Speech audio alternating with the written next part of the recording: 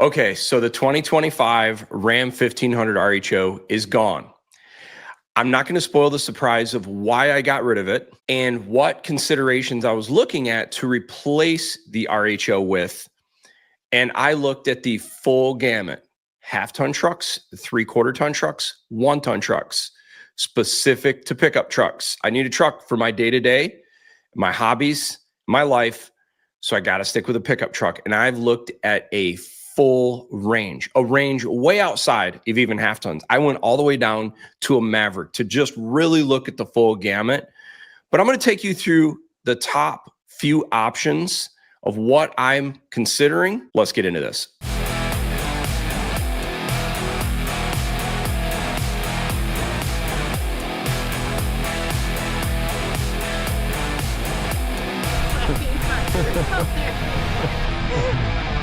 So if you watch the channel a lot, you guys probably know I'm a big fan of the Ford 7.3 liter Godzilla. I think it is an awesome gas, natural aspirated engine. It's been one of a few, actually, it's probably the only gas heavy duty truck I've driven that I've towed more than 9,000 pounds at Michigan highway speeds, which are not slow, that I've been sort of impressed with as far as power and handling on the highway. Once you have a diesel truck, it'll spoil you. It's really hard to replace 1,000 to 1,200 pound-feet of torque. But this motor impressed me. When we did the back-to-back towing comparison of our Cummins to the 7.3, I walked away and said, man, I could replace my Cummins with a 7.3. I was that impressed. What I love about gas trucks is just simple, specifically this engine: port fuel injected, push rod V8, but you still get a 10-speed transmission to give you the performance and fuel economy. And I love the fact that the Super Duty and the Ford trucks have the aluminum body and the E-coated frame, which holds up really good for the climates we're in. It's just a solid package. And then you mix it with a truck like this, specifically a trimmer off-road group, which gets you the 430 gear ratio. I wasn't interested in a diesel. I've had a bunch of diesels, but as you guys, if you watch the G4 podcast and some of the others like Rocky, myself, JB, Jason, I'm just not interested in a diesel right now. I'm not towing regularly 10,000 pounds or more anymore. And I'm not going across the country and through the mountains. So I really wanted a simple gas engine. And I didn't want the 6.8, nothing against the 6.8 liter. I think it's a great engine, but if I'm going to go Super Duty, I'm going to go a trimmer. And the trimmer I was actually looking at was an XLT, not a Lariat. And I'm going to tell you why. Ever since Ford decided to go away from leather in the Lariat, it's this thing for me mentally. I just struggle with, what am I paying for in a Lariat truck at this point if I'm not getting real leather? Okay, I'm getting cooled seats. Okay, I get it. The surface is a little bit nicer. Personally, I'm a fan of a cloth interior seat more than leather because generally it's more comfortable to me. You're never too hot. You're never too cold. It always seems to be just about right. Plus, the fact the Lariat doesn't come with leather anymore, what am I paying for this premium? I can go put cat skin leather seats on after the fact, and I've ran them in the past, and they're really nice. But I was dead set. I'll go with an XLT premium package. This is a really nice truck. You're $75,775 for an XLT cloth interior truck, Super Duty in Avalanche Gray. That was my top Super Duty choice if I was going to go with it. And guess what? I thought it'd be kind of cool to go with a bench seat up front, because there's a lot of time where we got a lot of people maybe running into a hunting camp or whatever, and I need 6 seats. Kind of made me think about going with a bench seat configuration. The other option I was considering was the Silverado 2500 ZR2. Ever since this truck came out, I've been kind of impressed by it for a few reasons. This Multimatic suspension that comes on the ZR2 and AT4X, dude, it's best in class. It's phenomenal. If you're into any off-roading and in an HD truck, there's not a second place that's even close to this suspension-wise. You see, we use our trucks off-road. We go to the dunes. We like go two-tracking up north. And I like the idea of having an HD truck that is not a Raptor. It's not even close. It's not a TRX. It's not an RHO. But it's got a better suspension than a trimmer. and it's got some really great capability. And I thought that would be kind of cool. Plus, I'm a fan of GM's new interior. I think the dash layout, I think the infotainment page and everything, it makes sense to me. I like all the physical buttons. I think it's nice. The interior, it looks pretty sharp. I like the storage in the second row. The things I don't care for is I'm not a big fan of the yellow stitching in the interior. And I've noticed, I think the seats are a little bit stiff in this truck. They're not as comfortable as the Ford seats or the Ram seats. The other big thing I like about the GM truck is the gas V8, the L8T, is a underrated engine. It seems to get a little bit better fuel economy than the Ford 7.3 liter. And even though the power numbers are down, it actually seems to perform fairly similar. I haven't had a lot of time towing with these, but when I did, they're not bad. My concern with this option is the 10-speed transmission behind it. That's been a big concern for me of some of the GM trucks. And it's not Ford, it's got their issues too. But I've had over 15 Ford 10-speed transmissions, and I've only ever had one that's actually needed a rebuild. But after 2023, they claim the 10-speed is pretty solid with the Ford. Time will tell. But GM now seems to be struggling with some issues and some of the stuff we've seen recently. So I was kind of a little bit fearful of that, and I didn't want the Duramax diesel. Same situation with the Ford. I just want simple. And that brings me to the next point. This engine is not as simple as the Ford 7.3 because it's a direct injected engine. And I keep wondering about a natural aspirated direct injected engine long-term having intake buildup in carbon.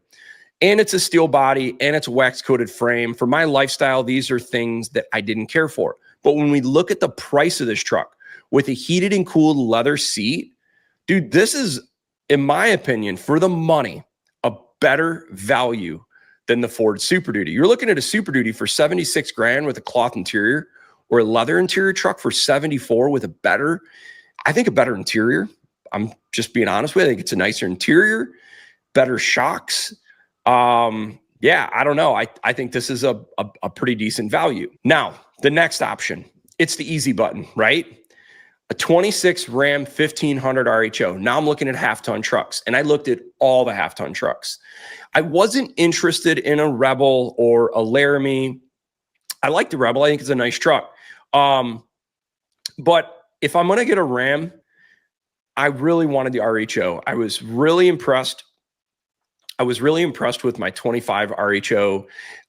We go to the dunes a lot. I wanted like that high level of off-road suspension, and I wanted the ride comfort of the RHO.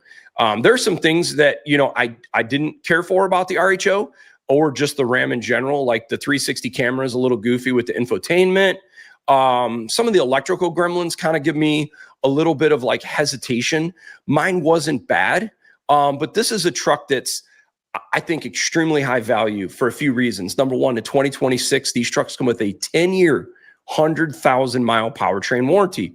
How do you not consider that as a big deal? Plus, guys, look at the price, $75,000, and there's dealers out there going $8,000, $10,000 under MSRP.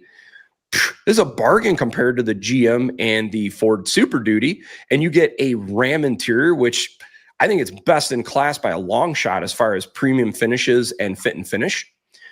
The other option I looked at, and I've never owned a Toyota, but they made some refreshes for 2026. Not huge, but, decent. I like the fact that some of these new colors are pretty sharp. I like the magnetic gray color. I think it looks really awesome. I think the new interior, I think they did a pretty good job on some of these slight refreshments. And I'll tell you what I like about Toyota. A few things. Number one, look at all the buttons in the interior. Man, this is where Toyota, they get it. This is where, if anybody focuses on the positives of the Toyota, it's their buttons in the interior. Toyota buttons in the interior used to be weird. I thought the ergos are just bizarre. How it was laid out never made sense to me. But once they went to this new generation Tundra, it actually does make sense to me. I just feel like I like it. And it's where the domestic brands used to be. But then they decided to step into this digital era And I'm not a big fan of it, guys. I don't like the touch screens. I like to hit one button and do simple functions. Heated and cooled seats, heated steering wheel, a button. I don't want to go through 3 menus on a touch display. I like it. I like their center console shifter. I think their seats are really comfortable. I think the gauge cluster and their interior layout looks nice, even though there's a lot of hard plastic. It's got a cool look to it, and it seems okay. I like the pedals in this thing, and I was only looking at the TRD Pro because I like to go off-roading, and I wanted a truck that had a little bit better suspension. Overall, though, I think this is a pretty cool styled truck. My hesitation with the Toyota is a few things. The engine gives me a little bit of concern. Did they fix these issues with the engine failures? There's some failures I'm starting to hear about some of the 25s. It kind of gives me a little bit of hesitation. I've driven these trucks and I think the power feels solid. The other thing that is a big deal to me is just the dealership experience for me is a huge turnoff. I've went and seen a bunch of dealerships in my area in Michigan, and every time I walk in, I'm just unimpressed. They make it seem like I should have the privilege to be a customer of a Toyota. And it's that arrogance that really turns me off. Like, hey, if I want to go order an ice cap TRD Pro or magnetic gray, and I want this black Softex interior, and I want a few specific options, you can't do it. Toyota won't let you go order the truck you want. Toyota orders the trucks for the dealers. They get allocated to the dealers. And if you happen to get lucky that you fall in line, that the truck shows up that you want, then you get to get lucky. And then the dealership sets the price. And on a 26 TRD Pro, I've seen dealers asking $5,000 over MSRP.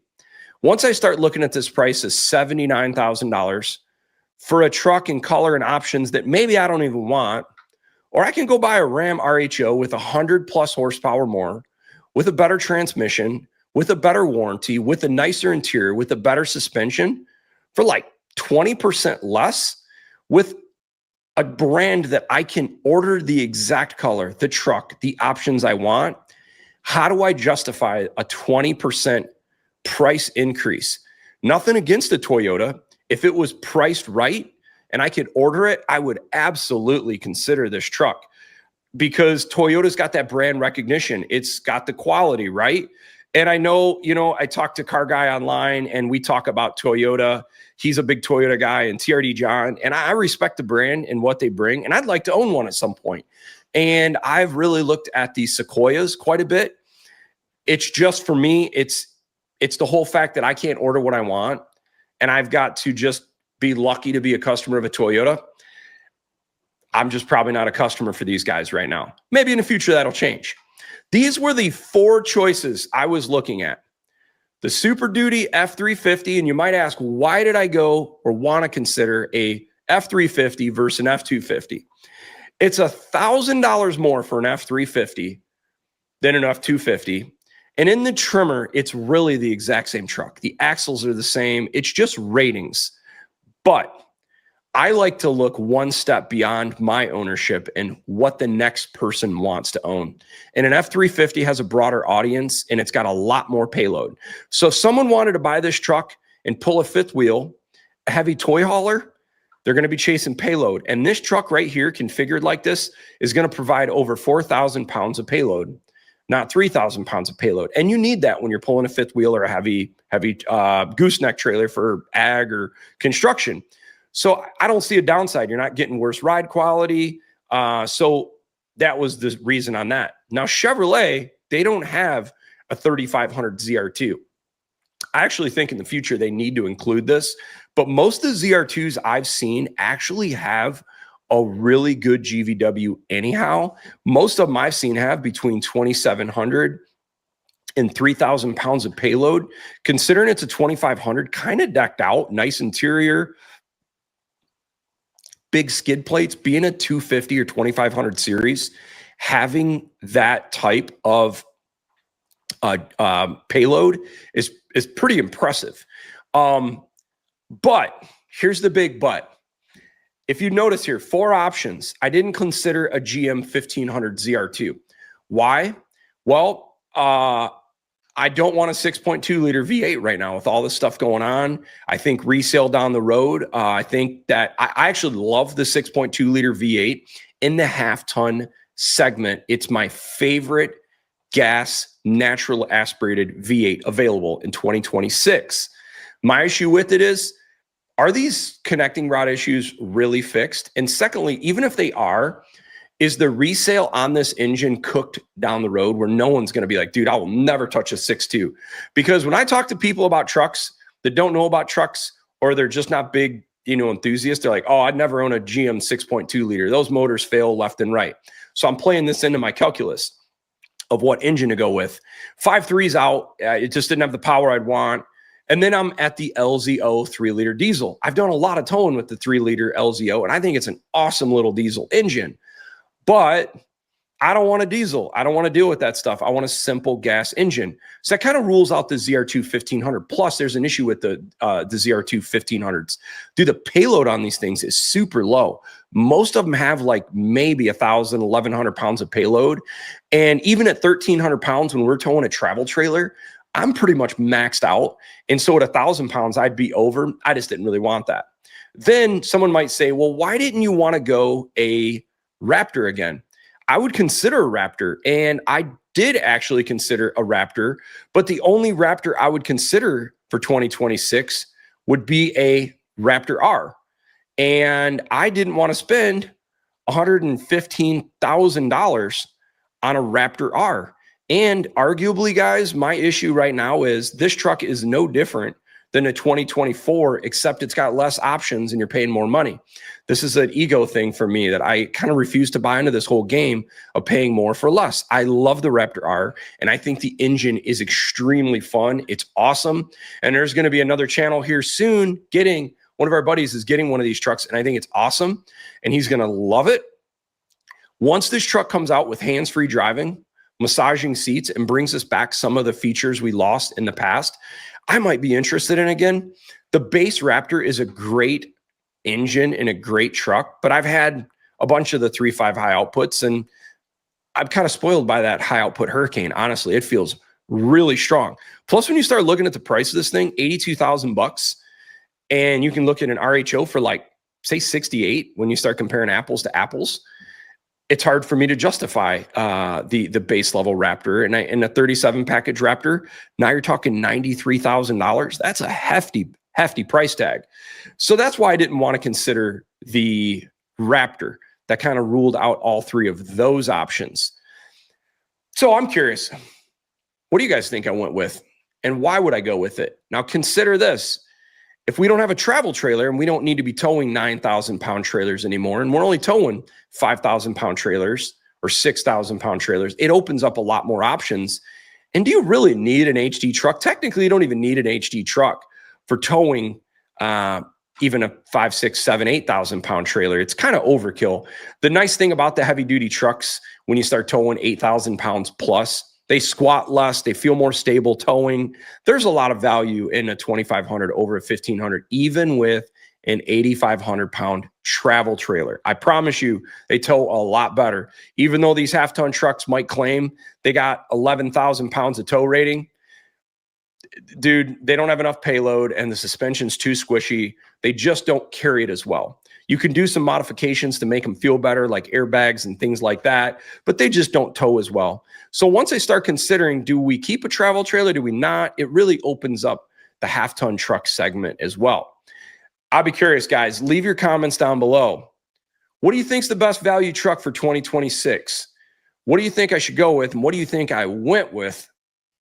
Thanks for watching.